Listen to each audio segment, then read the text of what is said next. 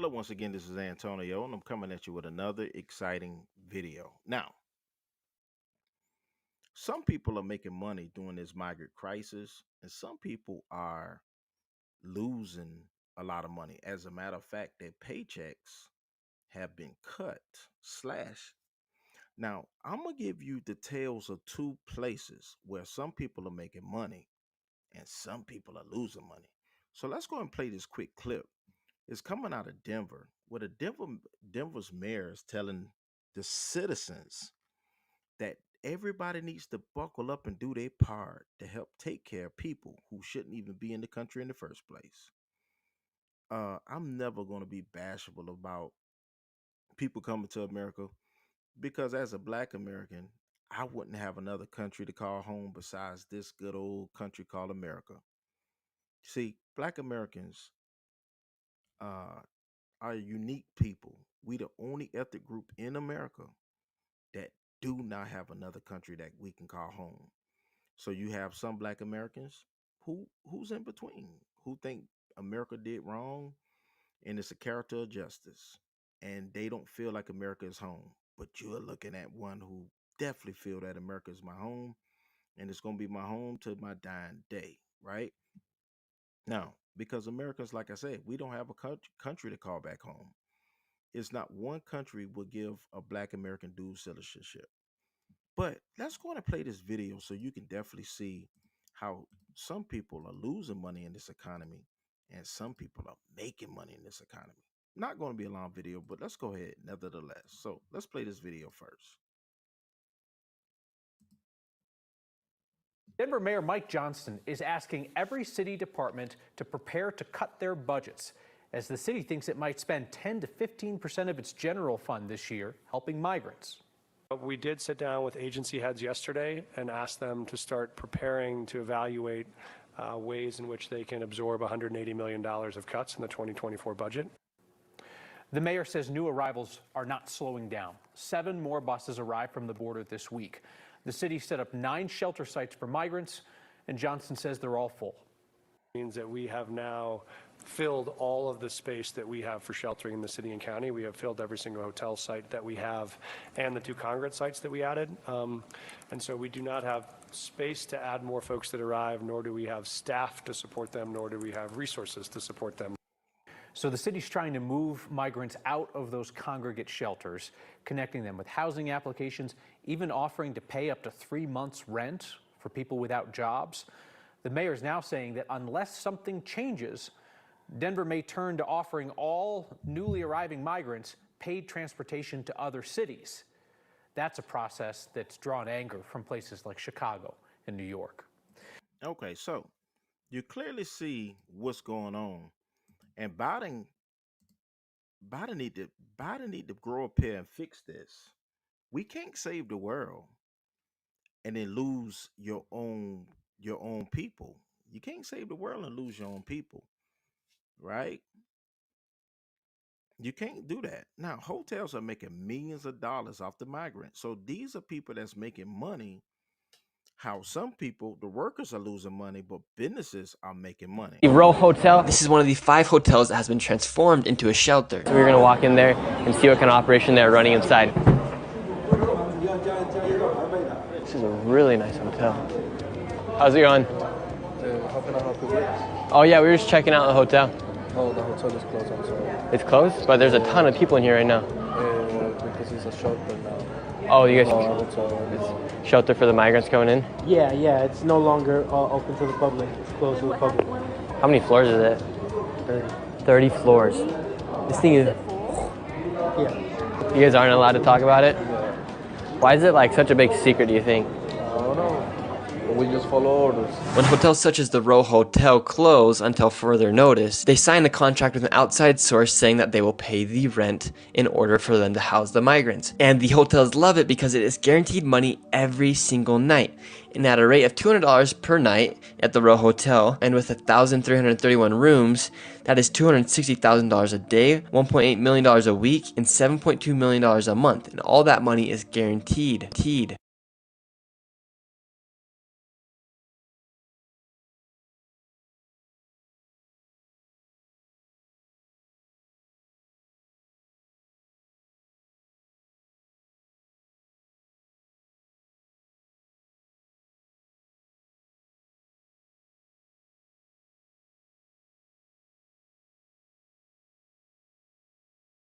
I just want some clarity here. Security guards that are currently taking care of our migrant centers, just to be clear, $119 an hour. Is that so? Is that accurate? They are getting paid $119 an hour. So from I the, know. from Go ahead. the Garner contract, I don't believe so. I have to check the documentation.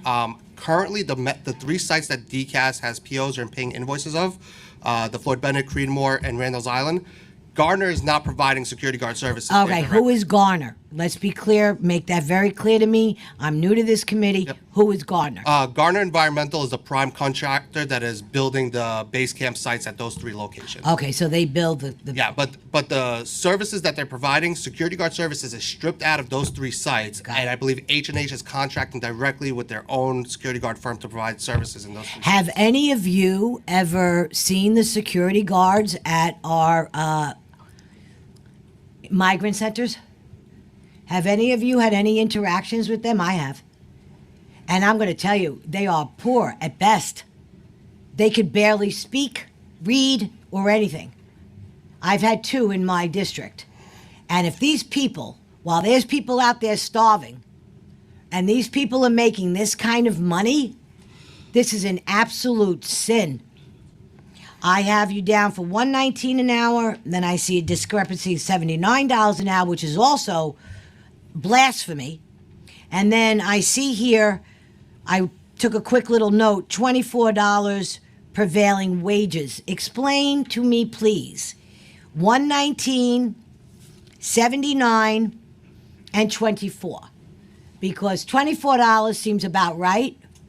Anybody who's getting paid at any of the migrant centers that I've been to, anything more than $24 an hour, the taxpayers of this city are getting robbed big time.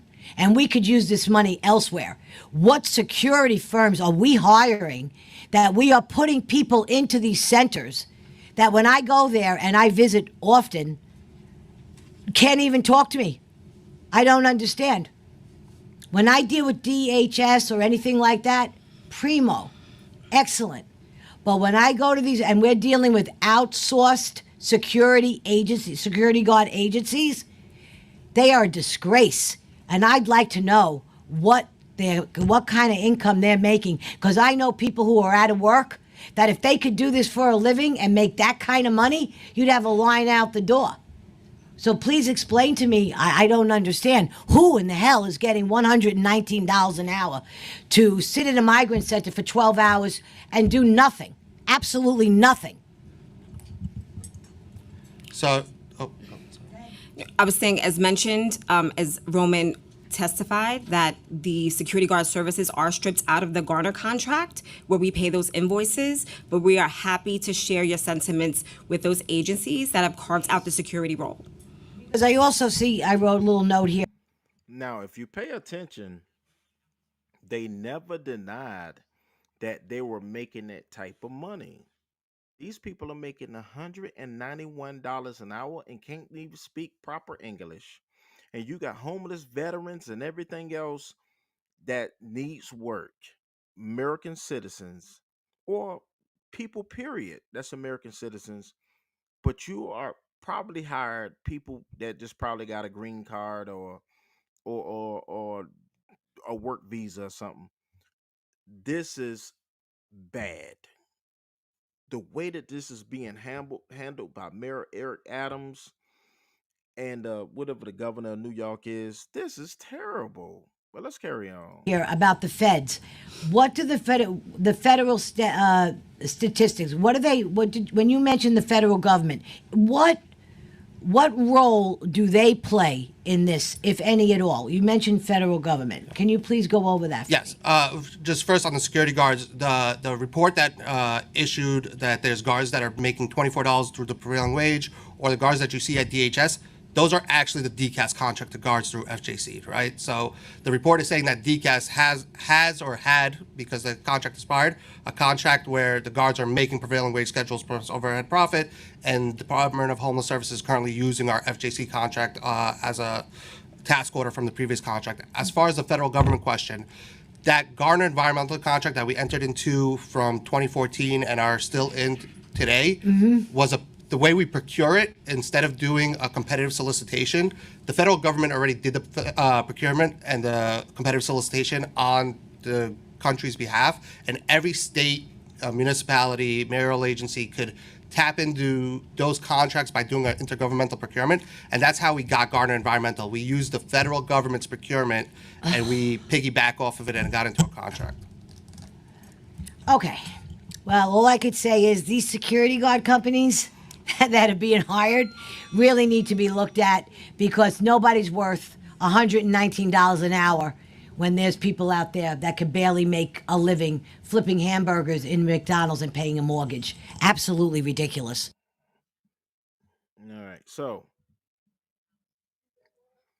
it's ridiculous that they're getting 247,000 a year.